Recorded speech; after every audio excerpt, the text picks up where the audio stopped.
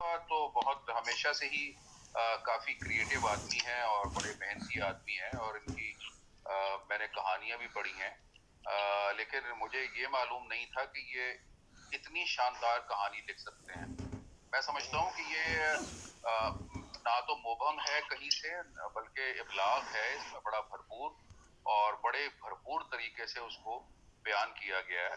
اور ہاں، یہ آج کے دور سے بہت بعد کی آنے والے دور کی کہانی ہے، اور اس دور کی کہانی ہے، جیسے کہ انجلا آپ نے کہا بھی کہ کئی ہزار سال بعد کی کہانی آصف نے آج بیٹھ کر لکھی ہے، اور اس کا ٹریٹمنٹ بہت زبردست انہوں نے کیا ہے۔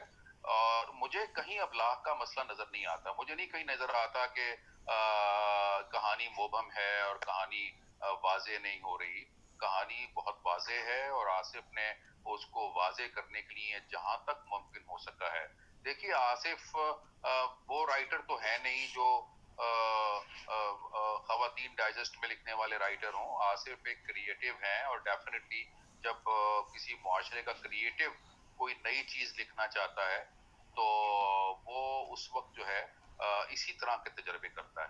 تو آصف نے یہ بہت ہی زبردست تجربہ کیا ہے، اور میں نہیں سمجھتا کہ آصف کے ہم اثروں میں اور آصف کے سینئرز میں سے کسی نے ایسا تجربہ کیا ہو ابھی تک۔ آصف نے اس تجربے کو بہت بھرپور انداز سے پیش کیا ہے، اور بہت کمال پیش کیا ہے۔ تو میں آصف کو بہت بہت مبارکباد کہوں گا، اور میں کہوں گا کہ ایسا اور بھی بہت لکھے وہ، اور تاکہ ہماری جو نئی جنریشن ہے اسے یہ پتہ لگ سکے کہ ہمارا جو لٹریچر ہے وہ بھی ویسٹ میں لکھے جانے والے لٹریچر کے مقابلے پر آ سکتا ہے۔ ویسٹ میں جو کہانی لکھی جا رہی ہے، آصف نے ویسٹ میں لکھی جانے والی آج کی کہانی کا مکمل طور پر مقابلہ کیا ہے، اور بہت بھرپور طریقے سے مقابلہ کیا ہے۔ تو میں آصف کو بہت بہت مبارکباد دوں گا کہ انہوں نے بہت بہت کمال کہانی لکھی۔ بہت شکریہ آصف، بہت شکریہ۔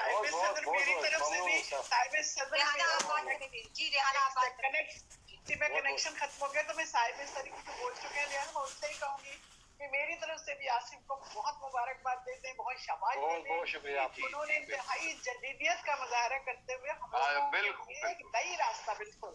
جی ریحانہ، بالکل ریحانہ آپ بالکل صحیح کہہ رہی ہیں، بہت بہت جدید کہانی لکھی ہے، بہت جدید کہانی لکھی ہے۔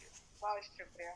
بہت حوصلہ کیا ہے، بہت حوصلہ کیا ہے ایسی کہانی بہت بڑا حوصلہ کیا ہے، ورنہ لوگ جو ہے نا وہ نہیں سمجھ پاتے ایسی کہانی۔ جی مسعود صاحب بالکل صحیح کہہ رہے ہیں، نکل جاتے ہیں لوگ ڈر کے مارے اس سے، لیکن بڑا حوصلہ کیا ہے اس سے، بہت حوصلہ کیا۔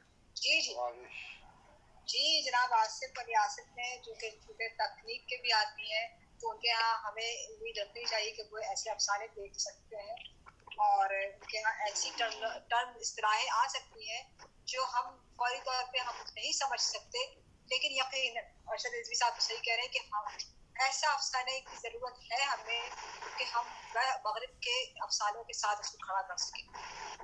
بہت شکریہ آصف۔ بہت بڑی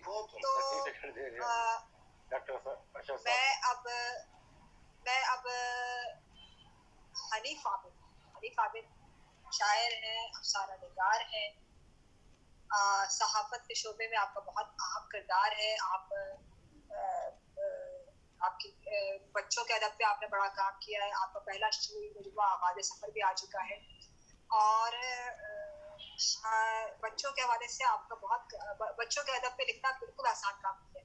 بچوں پہ اس کی ٹریٹمنٹ، اس کو دیکھنا، یہ سب بہت مشکل کام ہے۔ کہیں کہیں تو ایسا لگتا ہے کہ بڑوں کے حوالے سے بڑوں کا ادب بھی لکھا جا سکتا ہے، لیکن بچوں کو ان کے حساب سے لے کے چلنا، ان کی جو ان کی گروتھ کرنا، یہ کوئی آسان کام نہیں ہے۔ تو یہ بچوں کا ادب اتنا آسان نہیں۔ صحافت کے حوالے سے بھی حنیف عابد کا بڑا کردار ہے۔ تو میں اب حنیف عابد صاحب سے، ہمارے سینئر رائٹر حنیف عابد صاحب سے درخواست کریں گے کہ وہ اپنا افسانہ ایسٹری پیش کریں۔ میں اس کو زوم پہ بھی دے رہی ہوں۔ جی حنیف عابد صاحب۔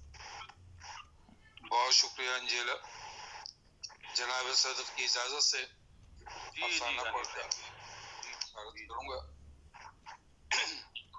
احباب سے درخواست ہے اگر اپنے مائک میوٹ کر لیں تو آواز جو ہے وہ ڈسٹرب نہیں ہوگی۔ جی پلیز اپنا مائک میوٹ کر دیں. کسی کے گھر کی آوازیں آ رہی ہیں, بچے بول رہے ہیں, کائنڈلی ذرا ان سے کہیں کہ مائک میوٹ کر لیں. میں خود ہی مائک میوٹ کر دیتی ہوں. جی کر پلیز. یہی کرے بات. میں تو آپ سے عرض کرتا ہوں آپ اپنے ثواب دیدی اختیارات استعمال کیا کریں. آپ صرف زیب صاحب کے مائک میوٹ کرتی ہیں, باقیوں کے ساتھ پتہ نہیں کیا مسئلہ ہے. میں نے خود کیا ہوا ہے, میں نے پہلے جی جی جی جی جی جی حنیف حافظ صاحب اس کا عنوان ہے اشٹرے. جناب صدر افسانہ پیش کر رہا ہوں. جی جی پلیز حنیف عابد صاحب پلیز. سگریٹ کے خوبصورت کیس کا ڈھکن کھلا تو اس میں نہایت نفاست کے ساتھ متعدد سگریٹ اپنی اپنی جگہ براجمان تھی.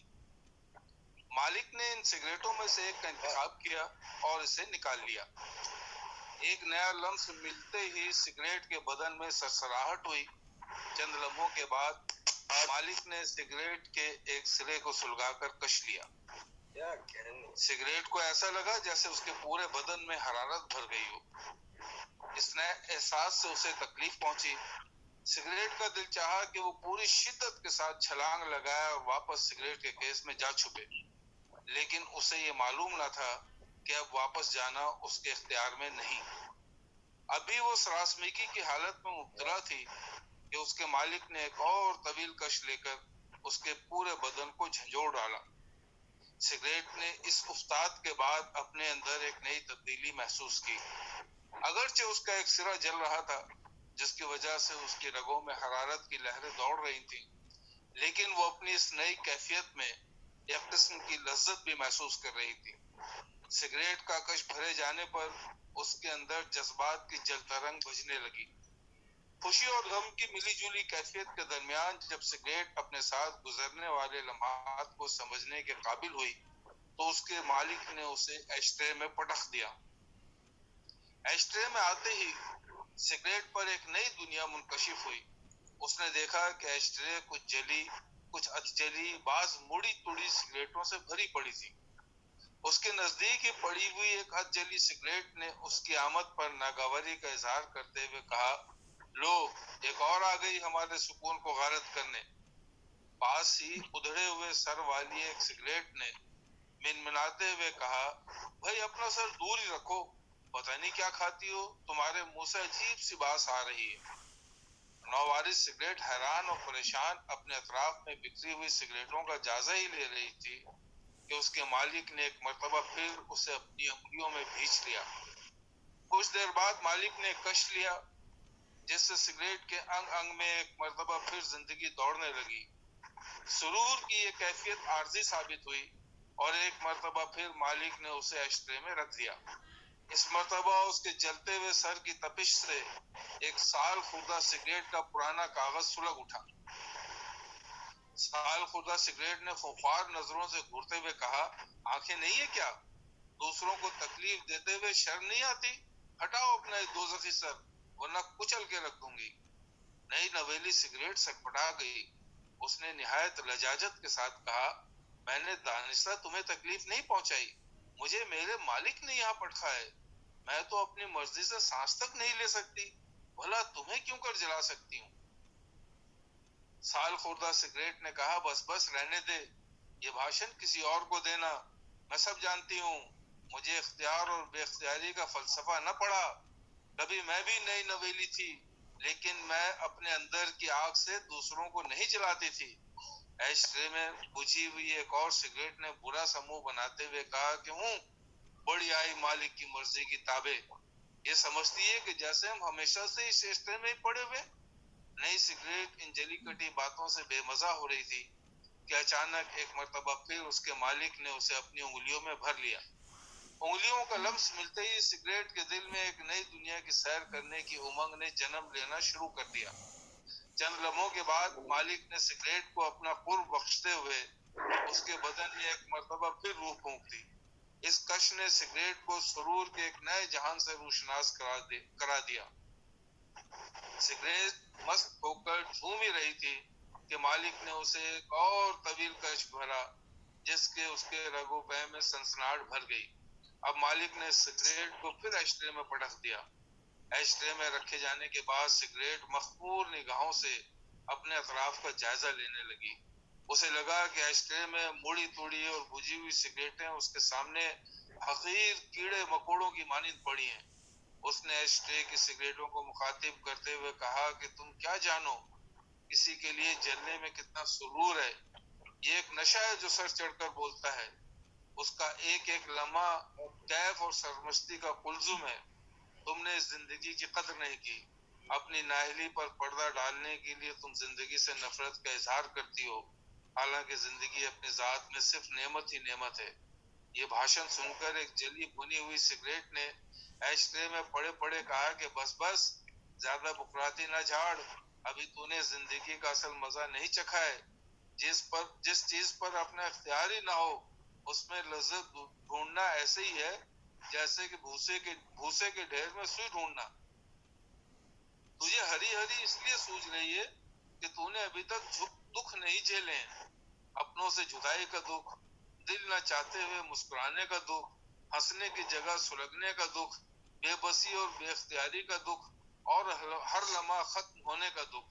جب تک تجھے احساس ہوگا وقت گزر چکا ہوگا. نئی سگریٹ نے ایک شان بے اعتنائی سے کہا، یہ تو اپنے اپنے کرموں کا پھل ہوتا ہے، جیسا کرو گے ویسا بھرو گے. یہ کہہ کر نئی سگریٹ نے زیر لب کچھ گنگنانا شروع کر دیا. کچھ ہی دیر گزری تھی کہ نئی سگریٹ کی نسوں میں بزمردگی سی پھیلنے لگی. اسے لگا جیسے اس کا بدن ٹوٹ رہا ہے. وہ چاہتی تھی کہ اس کا مالک ایک طویل کش لے کر اس کے رگوں پے میں پھر ایک مرتبہ ترنگ بھر دے. نئی سگریٹ انتظار کی آگ میں جلنے لگی، لیکن اس کا مالک اس کے جذبات سے بے خبر کچھ اور سوچ رہا تھا. وقت اسی طرح گزرتا رہا. کافی دیر کے بعد جب نئی سگریٹ پر غنودگی طاری ہونے والی تھی، اسے لگا جیسے کوئی اسے چھو رہا ہے. وہ تڑپ گئی، لیکن جب اس کے مالک نے اسے اپنی انگلیوں میں تھام کر ایک کش لگایا تو اس کے بے جان ہوتے ہوئے جسم میں جیسے جان پڑ گئی. 2-4 کش لینے کے بعد اس کے مالک نے اسے دوبارہ ایش ٹرے میں رکھ دیا. نئی سگریٹ کی دنیا میں ایک مرتبہ پھر کہکشاں کے رنگ بکھر گئے تھے. اس کی ڈوبتی ہوئی نبض میں جیسے پارا بھر گیا تھا. اس نے دل میں سوچا کہ وہ کتنی خوش قسمت ہے کہ اس کا مالک اسے کس قدر چاہتا ہے. ایش ٹرے میں پڑی ہوئی سگریٹوں پر اس نے ایک نگاہ غلط ڈالتے ہوئے سوچا، اگر یہ چاہتی تو زندگی کی خوشیاں لوٹ سکتی تھیں، لیکن اپنی غلطیوں کی وجہ سے وہ اس سے محروم اور دوسروں کو بھی اس سے محروم کرنا چاہتی ہیں. نئی سگریٹ نصف سے زائد سلگ چکی تھی، لیکن اس کا احساس نہیں ہوا. وہ ابھی تک سرمستی کی کیفیت میں مبتلا تھی. اس نے کچھ وقت حیرانگی اور کچھ لذت کوشی میں گزار دیا تھا. باقی وقت اس نے دوسروں کی خامیوں کی نشاندہی میں گزار دیا. ابھی اس پانے سپنے ہی دیکھ رہی تھی کہ اسے اپنے جسم پر لمس کا احساس ہوا. اس نے دیکھا کہ اس مرتبہ پھر کسی کی انگلیوں کے درمیان تھی. اس مرتبہ کسی نے 2 طویل کش لیے جس سے اس کے تن بدن میں آگ بھر گئی. کش کی شدت نے اس کے وجود کو ہلا کر رکھ دیا. اس سے قبل کہ اس کا پورا وجود ایک شعلہ بن جاتا، اسے دوبارہ ایش ٹرے میں پڑھ دیا گیا. وہ بے حال ہو چکی تھی. اس کی سانسیں بے ترتیب ہونے لگی تھیں. رفتہ رفتہ اس کی طبیعت بحال ہوئی اور اسے اپنے اطراف پھیلی ہوئی سگریٹیں ایک مرتبہ پھر دکھائی دینے لگی. لیکن اس مرتبہ کش بھرے جانے کے بعد پیدا ہونے والی لذت کی جگہ اس کے رگوں پے میں عجیب قسم کا درد بھر گیا تھا. وہ اس تبدیلی پر حیران اور پریشان سوچ ہی رہی تھی کہ اسے کیا ہو رہا ہے. تو اس کے ذہن میں خیال آیا کہ شاید یہ تبدیلی اس لیے محسوس ہو رہی ہے کہ وہ اس کشف کے لیے ذہنی طور پر تیار نہیں تھی. اسی ادھیڑ بن میں وہ خود کو سنبھال رہی تھی کہ ایش ٹرے میں پڑی ہوئی ایک نسبتاً کم جلی ہوئی سگریٹ نے آنکھیں کھولی اور اسے گھورتے ہوئے کہا کہ کیا ہوا ہے، کیوں اتنی اداس ہے؟ اس نے بے دلی سے جواب دیا، کچھ نہیں. تو ہنستے ہوئے بولی، کیوں، اب مزہ کڑوا ہونے لگا ہے؟ نئی سگریٹ نے ایک دم اس کی جانب دیکھا اور حیران رہ گئی. ابھی وہ یہ سوچ ہی رہی تھی کہ جو کیفیت مجھ پر گزر رہی ہے اسے کیسے معلوم ہوئی. کم جلی ہوئی سگریٹ بول پڑی، چندہ اب تیرا اختتام ہونے والا ہے. چراغ بجھنے سے پہلے مدھم ہوتا ہے. تو بھی اب اپنے انجام کو پہنچنے والی ہے. سب کا انجام یوں ہی ہوتا ہے. نئی سگریٹ نے تڑپ کر کہا کہ ابھی تو اس میں بے شمار مسرتیں لوٹنے کی قوت ہے. ابھی سے ایسی منصوبات کہنے کی تجھے جرت کیسے ہوئی؟ کمجلی سگریٹ نے ایک زوردار قہقہ لگاتے ہوئے کہا کہ نادان مت بن، انجام کا دن کبھی بتا کر نہیں آتا، میری طرف دیکھ، مجھے بھی ایسے ہی محسوس ہوتا تھا جب میں سرور کی کیفیت سے لبریز تھی، لیکن اچانک مجھے بجھا دیا گیا تھا اور میں نہ چاہتے ہوئے بھی بجھنے پر مجبور ہو گئی تھی۔ تو نے مجھ سے زیادہ وقت گزار لیا ہے، تو بھی اب ہم میں شامل ہونے کی تیاری کر لے۔ نئی سگریٹ یہ سن کر نفرت سے اس کی طرف منہ پھیر لیا اور آنے والے لمحوں کی کیفیت کے لیے خود کو تیار کرنے لگی۔ ابھی وہ پرسکون ہوئی تھی کہ اسے اٹھا کر کسی نے ایک چھوٹا کش بھرا، جس سے وہ سرشاری کی کیفیت میں مبتلا ہو گئی۔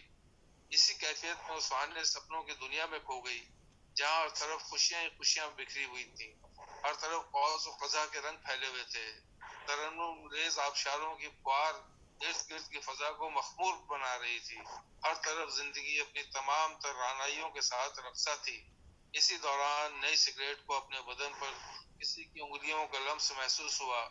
اچانک زندگی کا سپنا بکھر گیا، اب پھر وہی ماحول تھا جس سے وہ دل برداشتہ ہونے لگی تھی۔ اچانک کسی نے اس کا ایک طویل کش بھرا، جس کے بعد نئی سگریٹ کی آنکھوں میں اندھیرا پھیل گیا۔ اسے ایسا محسوس ہونے لگا جیسے کسی نے پوری قوت سے اس کا گلا گھونٹ دیا ہو۔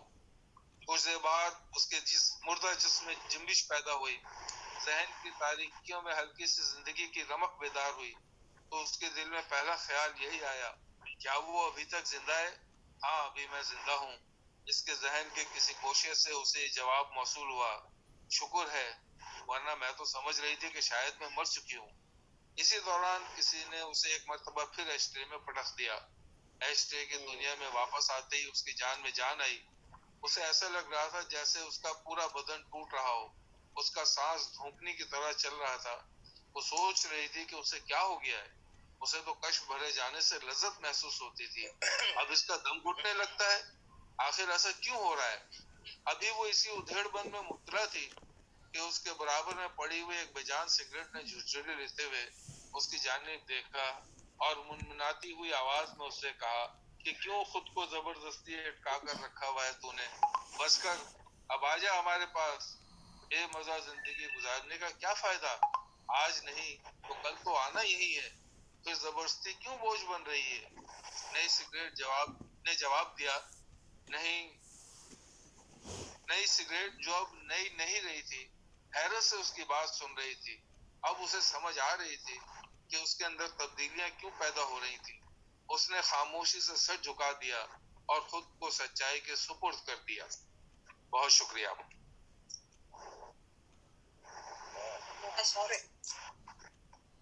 ایشٹرے علی باب اس نعرے پہ جاننا چاہوں گی کہ جاننا چاہوں گی کہ ایشٹرے سے کیا، کس چیز کا استعارہ ہے، کیا وہ بتانا چاہ رہے ہیں، جو سگریٹ ہے وہ کیا ہے؟ جی شہناز۔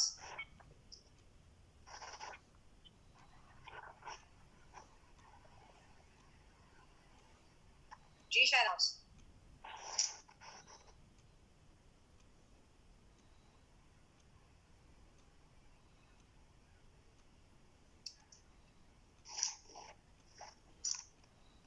شہناز کا مائک آپ کو لیا میں نے، یہ کہانی میں سن رہی تھی اور اس قدر واقعی اس میں کھو گئی، اس قدر خوبصورت کہانی ہے، بظاہر تو سگریٹ کی کہانی ہے، اور سگریٹ کے کش کے ساتھ ساتھ یعنی جس طرح اس کو پیش کیا گیا ہے وہ اس کی مدد نہیں دی جا سکتی۔ بظاہر تو سگریٹ ہے لیکن پوری زندگی چل رہی ہے اس کے ساتھ ساتھ، نئی سگریٹ پرانی سگریٹ، ہر جملہ بہت خوبصورت ہے۔ مطلب یہ ہے کہ آدمی اس جملے میں کھو جاتا ہے، جب پڑھتے ہیں ہم یہ تو محسوس نہیں ہوتا کہ ایک سگریٹ کی کہانی ہے، جلی سگریٹ، کم جلی سگریٹ، بعد میں آنے والی سگریٹ، اس کی لذت کو محسوس کرنا، یہ تمام باتیں ایسی ہیں جو کہ بظاہر تو سگریٹ کے حوالے سے کی گئی ہیں، لیکن اس میں بہت سے رمزیاتی کہانی بھی کہیں گے، چھپی ہوئی باتیں بہت سی، اور جس خوبصورتی کے ساتھ بیان کی گئی ہے اس کی داد نہ دینا باقی زیادتی ہوگی۔ میں اس پر فوری طور پر تبصرہ کرنا نہیں چاہ رہی تھی، اس لیے کہ اس میں بہت سی چھوٹی چھوٹی سی باتیں ہیں اور جملے اتنے خوبصورت ہیں کہ اور ایک دوسرے سے جڑے ہوئے ہیں، جس طرح بالکل یہ نہیں ہے کہ الگ الگ ہے، ایک دوسرے سے جڑے ہوئے ہیں اور خوبصورتی سے کہانی آگے بڑھتی جا رہی ہے۔ وہ ایک ایک کش میں اور ایک وہ